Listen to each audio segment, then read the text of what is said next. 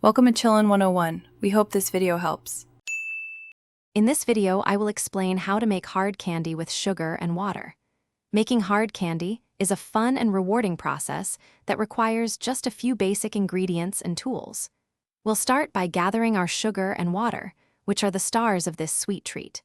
You'll also need a good candy thermometer to ensure perfect results every time. Don't forget to prepare your molds or a baking sheet before you begin. Now, let's get cooking. In a sturdy saucepan, combine 2 cups of granulated sugar with 1/2 cup of water. Stir this mixture over medium-high heat until all the sugar crystals have completely dissolved. Once dissolved, stop stirring and let the syrup boil. Watch your candy thermometer closely. We're aiming for the hard crack stage, which is precisely 300 degrees Fahrenheit. Once your syrup hits 300 degrees Fahrenheit, quickly remove it from the heat. This is the exciting part where we add personality to our candy.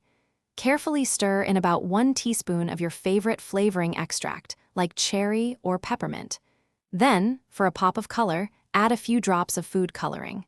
Be quick but gentle, as the mixture will be very hot and will start to thicken. With your flavored and colored syrup ready, it's time to pour. Carefully transfer the hot liquid into your prepared molds or spread it thinly onto a greased baking sheet. Now comes the hardest part, patience. Let the candy cool and harden completely, which usually takes at least 30 minutes.